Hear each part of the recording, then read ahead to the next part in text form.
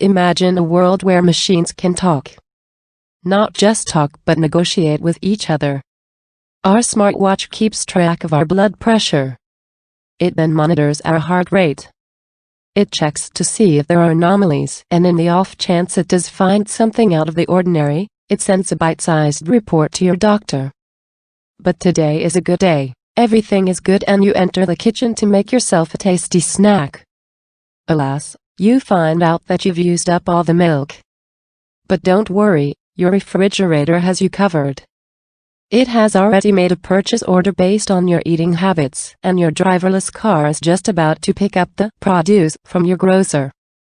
While all of this may sound futuristic, some of the smartest minds in the world are already working their socks off to realize this futuristic dream, and they are making commendable progress on what they call machine-to-machine communication.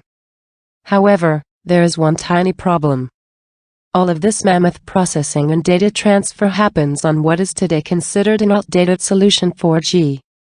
While 4G can easily cater to the needs of human communication, it falls short when millions of machines start to talk. So how do we get them all working at the same time? We need more bandwidth. We need better technology. We need 5G, and who's leading the 5G race, you ask? China. China missed the bus on 2G, lost out to Japan on 3G, and couldn't pip the United States when 4G hit the market. But they didn't want to lose out once again. They didn't want to play catch-up. So the Chinese government got involved early. They started researching 5G way back in 2013. They were already conducting trials by 2016. And according to a 2018 Deloitte report, they've outspent the United States by a whopping $24 billion building the necessary infrastructure to make 5G accessible to the world. Meaning these guys are early movers and have a veritable advantage here. Unfortunately for the Chinese, the United States started raising concerns about China's dominance in the sector. They suspected companies like Huawei could use their supremacy in the telecom equipment market to spy for the Chinese government. They were worried Chinese manufacturers would install hidden backdoors in their tech and access sensitive data. And to be honest, it's not like their fears were completely unfounded. Companies like Huawei and ZTE do have very murky ownership structures. In fact, if you ask, they probably have close ties to the communist government. And there's also that national intelligence law, which states unequivocally that Chinese organizations must support, cooperate with and collaborate in national intelligence work. Meaning there's no doubt that the Chinese government has a pretty uncomfortable grip on its companies.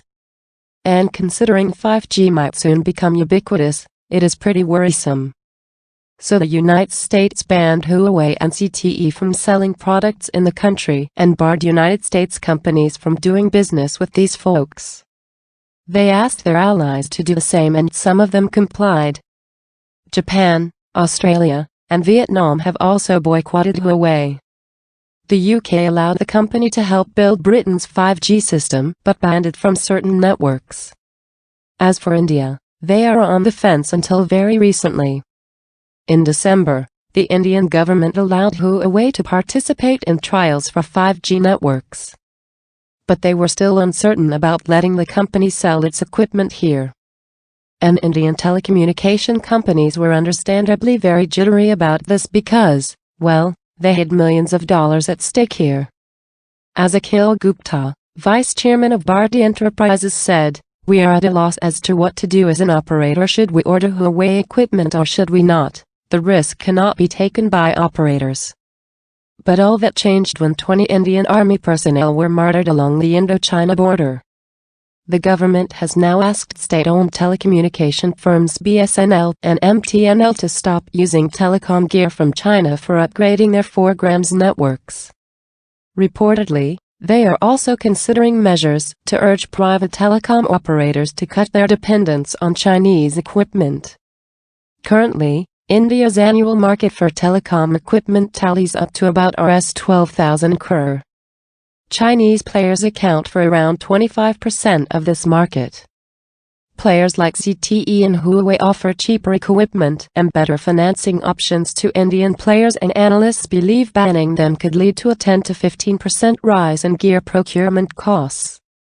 In fact, last year even Huawei weighed in on this debate by suggesting that 5G deployment in India could potentially be delayed by about 2 to 3 years if it's banned from operating within India. However, none of it matters right now, because it seems policymakers are willing to bear the brunt even if it means boycotting China completely.